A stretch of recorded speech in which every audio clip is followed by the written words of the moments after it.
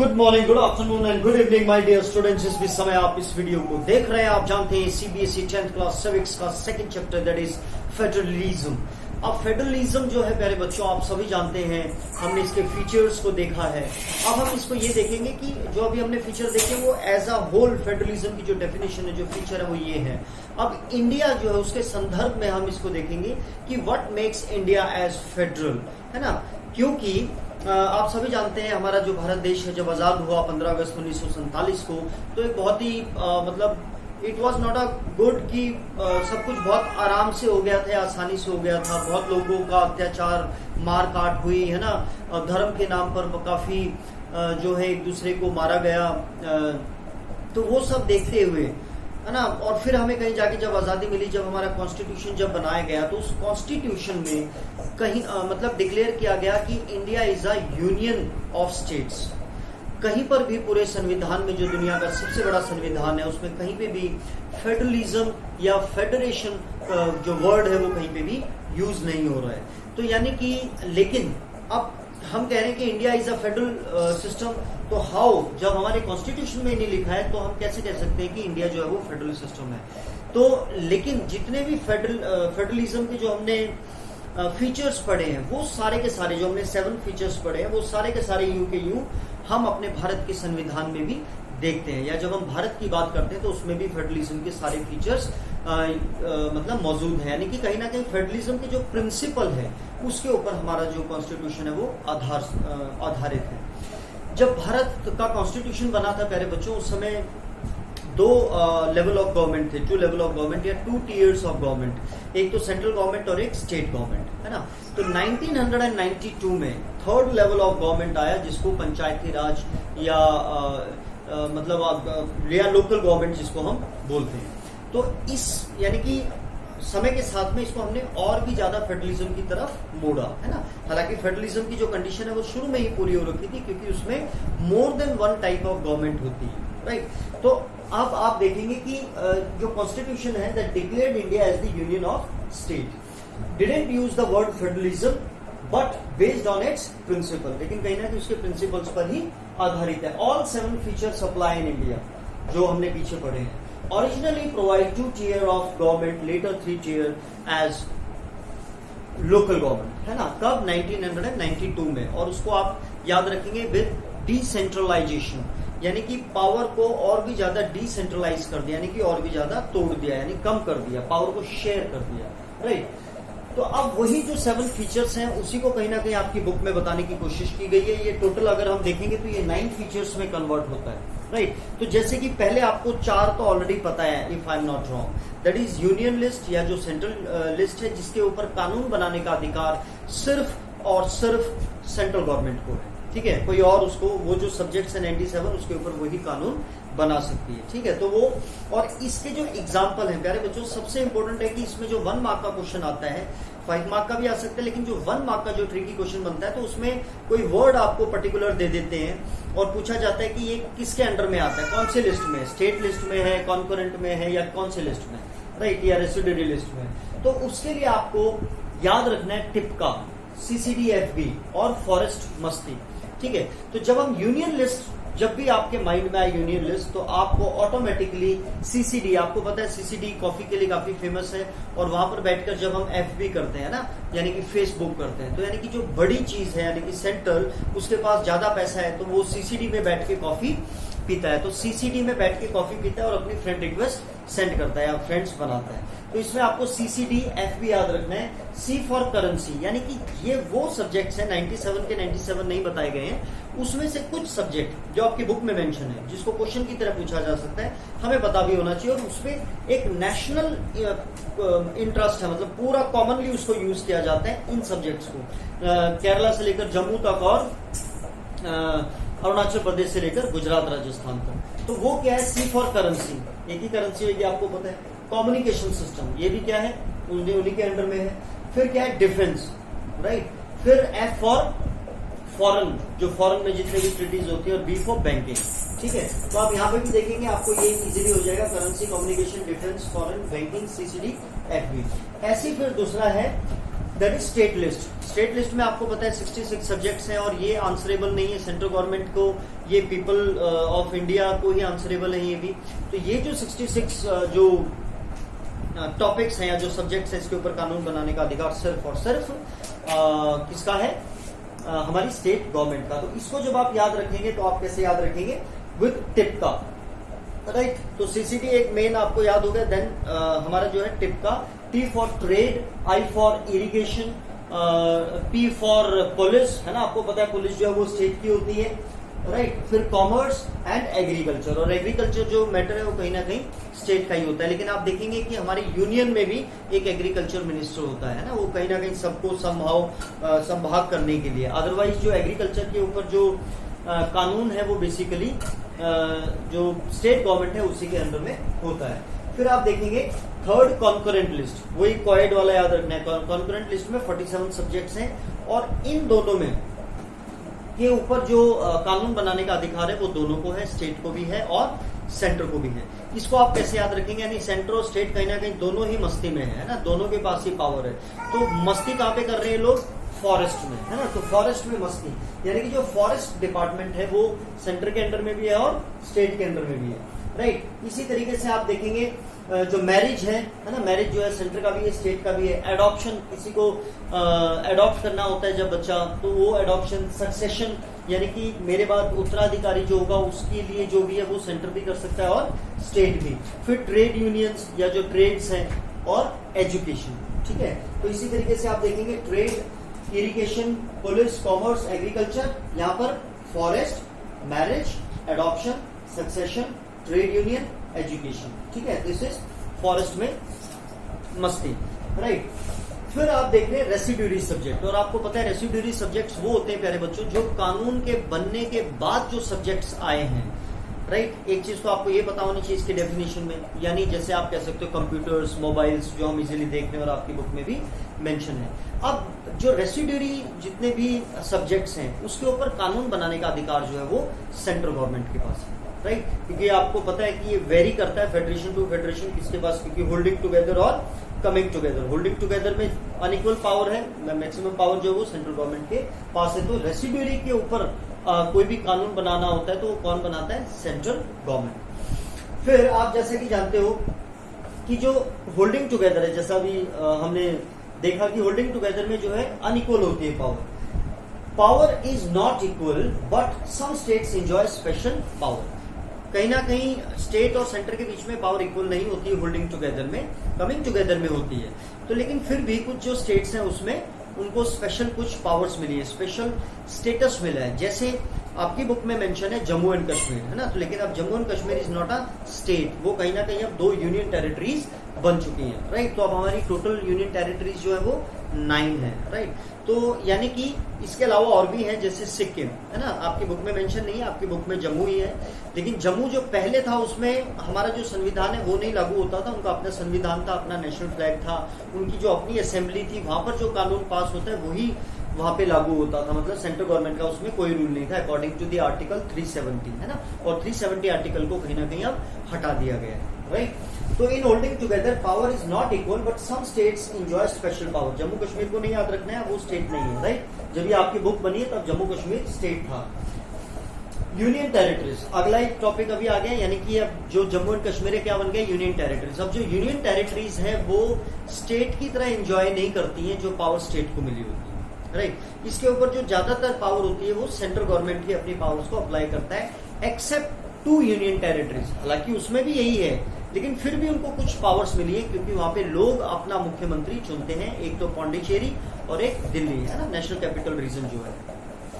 यहाँ पर सिर्फ मुख्यमंत्री होते हैं ना, और आप सभी जानते हैं कि दिल्ली के मुख्यमंत्री अरविंद केजरीवाल, राइट। तो यहीं पे आप देखेंगे कि जो यूनियन टेरिटरीज हैं, यानी कि उसको और भी ज्यादा कहीं ना कहीं हमने डिवाइड किया हुआ है, लेकिन उसके पास पावर्स नहीं है स्टेट की तरह, और पावर सारी कौन यूज करता है, दैट इज सेंट्रल गवर्नमेंट। फिर है fundamental not easy to change, जैसे कि हमने उसमें फीचर्स में भी देखा था कि इट्स नॉट इजी, एक दोनों की कंसेंट चाहिए। तो यहाँ पर भी इसको चेंज करना बहुत आसान नहीं, तो कहीं ना कहीं वही फीचर्स हम सारे देख रहे हैं जो हमने फीचर्स में देखा था फेडरलिज्म के। तो यानी कि अगर भारत में कोई चीज चेंज करनी है तो देखो दोनों गवर्नमेंट तो चाहिए ही चाहिए, तो जो दोनों हमारे लोकसभा और राज्यसभा है दोनों में 2/3 मेजोरिटी से पास होना चाहिए बिल, दोनों सदनों में पार्लियामेंट में, ठीक है। 2/3 याद रखना है, मैक्सिमम जगह पे 1/3 होता है, बहुत ही स्पेशल केस होते हैं जहां मुश्किल करना होता है चीज को, वहीं पर 2/3 मेजोरिटी जो है वो चाहिए होती है। तो ये एक काम मुश्किल है, तो इस वजह से दोनों सदनों में 2/3 मेजोरिटी चाहिए, तब कहीं जाके वो कोई भी इनमें से चेंज कर सकते हैं, अपने अंदर वो स्टेट को सब्जेक्ट को ला सकते हैं, कोई भी बड़ा चेंज कर सकते हैं। लेकिन सिर्फ इतना ही नहीं, एक तो ये प्लस जितने भी स्टेट्स हैं, मान लो अभी हमारे यहाँ कितने स्टेट्स हैं, 28 स्टेट्स हैं, तो 14 स्टेट कम से कम, यानी कि उनका जो लेजिस्लेचर है, उनकी जो विधानसभा है, वो लोग भी जब उसको रेटिफाई कर देंगे, यानी कि वो भी अपनी मंजूरी दे देंगे, तब जाके कहीं वो कानून बन सकता है। अगर अकेले लोकसभा राज्यसभा में कानून पास हो गया और इन्होंने नहीं पास किया तो भी कानून नहीं बन सकता है, ठीक है। आई होप कि आपको समझ में आ गया होगा। Fundamental not easy to change, both the houses with 2/3 majority, दोनों ही हाउसेज में, then at least half of the state ratified यानी कि उनको फिर मंजूरी दें, तब जाके वो कानून बनता है। 8th आपको पता है जुडिशरी, जैसे हमने वहां पे भी देखा था कि जब भी कोई कंफ्लिक्ट होती है between centre to state, state to state, तो कौन वहां पे एज ए एम्पायर का काम करता है, दैट इज जुडिशरी। और सेम वे हमारे इंडिया में भी हमने मंडल कमीशन के तहत इस एग्जाम्पल को देखा था, ठीक है। और उसी को ही कॉन्स्टिट्यूशन को इंटरप्रेट करने का की पावर है ना, वही पावर्स को इंटरप्रेट कर सकता है। और फिर रेवेन्यू भी हमने देखा था कि जो रेवेन्यू का जो सोर्स है वो सेंटर का अलग है, स्टेट का अलग है, तो उनको पावर्स जो है उनकी डिफरेंट उनकी मिली हुई है। तो ये बेसिकली हमें ये 9 फीचर्स हम इसमें देख रहे हैं जो कहीं ना कहीं फेडरलिज्म के जो प्रिंसिपल्स हैं उन्हीं से मिलते जुलते हैं। तो that's why we can say that India is a federal country, right. तो ये क्वेश्चन आपको इस तरीके से पूछा जा सकता है कि how you can say that India is a federal country when federalism और the federal word is not used in the constitution. तो अब हम देखते हैं कि आपकी बुक क्या कहती है प्यारे बच्चों। We have earlier seen how small countries like Belgium and Sri Lanka face so many problems of managing diversity. What about a vast country like India with so many languages, religions and regions? What are the power sharing arrangements in our country? Let us begin with the constitution. India has emerged as an independent nation after a painful and bloody partition. Soon after independence, several princely states become a part of the country. The constitution declared India as a union of states, although it did not use the word federalism or federation. The Indian union is based on the principle of federalism, यानी कि उसके principles पर है। Let us go back to the 7 features of federalism mentioned above. We can see that all these features apply to the provisions of the Indian constitution. The constitution originally provided for a 2-tier system of government, the union government or what we call the central government, representing the union of India, and the state government और दूसरा क्या था, state government.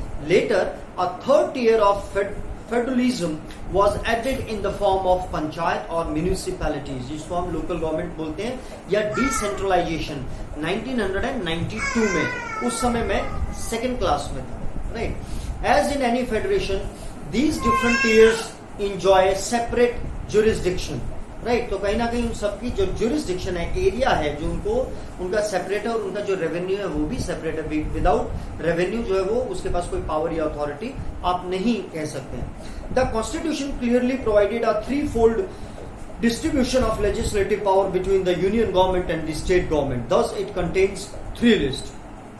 Union list includes subjects of national importance such as defense of the country, foreign affair, banking, communication and currency, that is CCD में बैठकर FB करना. They are included in this list because we need a uniform policy on these matters throughout the country. The union government alone can make laws relating to the subjects mentioned in the union list.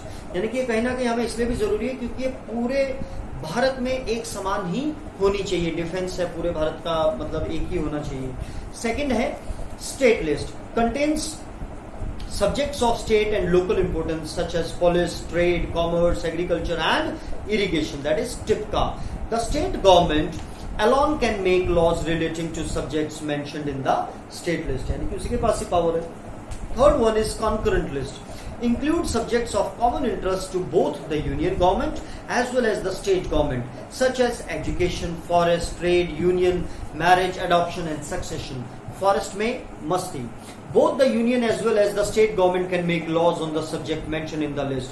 If their laws conflict with each other, the law made by the union government will prevail. Please remember, मैंने आपको क्या बताया, union list में 97 में यही बना सकते हैं, इसमें 66 है यही कानून बना सकते हैं, कॉन्करेंट लिस्ट में ये दोनों बना सकते हैं. लेकिन अगर कहीं पे कन्फ्लिक्शन है, मान लो ये भी कुछ कह रहा है, जैसे अभी हम एग्रीकल्चर के मामले में अभी हम देख रहे हैं इंडिया में, मान लो ये भी कुछ कह रहा है, स्टेट कुछ कह रहा है कि मुझे ये ऐसे बनाना है, सेंट्रल गवर्नमेंट कह रही कि नहीं है ऐसा होना चाहिए, तो किसकी चलेगी? सेंट्रल गवर्नमेंट की चलेगी. इसी तरीके से जो रेसिड्यूरी है, जो नेक्स्ट है, उस पे भी किसकी चलती है? सेंट्रल गवर्नमेंट की चलती है. राइट. तो स्टेट जो है वो सिर्फ जो आपका टिपका है इसी में ही इसकी है, और जो इसके अलावा जो सब्जेक्ट्स हैं. What about subjects that do not fall in any of 3 list, or subjects like computer software that came up after the constitution was made? According to our constitution, the union government has the power to legislate on these residuary subjects. तो इनको क्या बोला गया? Residuary subject in these, इसके ऊपर कानून बनाने का अधिकार जो है किसके पास है? सेंट्रल गवर्नमेंट के पास. We noted above that most federations that are formed by holding together do not give equal power to its constituent units, है ना. तो ऐसे हमारे भारत में भी नहीं है. Thus, all states in the Indian Union do not have identical power. Some states enjoy special status. अब आपकी बुक में जो दिया हुआ है वो मैं पढ़ के बता रहा हूँ. Jammu and Kashmir has its own constitution, जैसे मैंने आपको बताया था. Many provisions of the Indian constitution are not applicable to this state without the approval of the state assembly. Indians who are not permanent resident of this state cannot buy land or house here. यानी कि मैं अगर जम्मू में जाकर मैं वहां का resident नहीं हूं तो वहां पे जमीन नहीं खरीद सकता हूं, लेकिन अब ऐसा नहीं है. Similarly, special provisions exist for some other states of India as well. जैसे मैंने आपको बताया, सिक्किम आप इसमें याद रख सकते हैं. फिर आपका there are some units of Indian Union which enjoy very little power. और भी यूनिट्स हैं जो और भी कम पावर को एंजॉय करती हैं. These are area which are too small to become an independent state.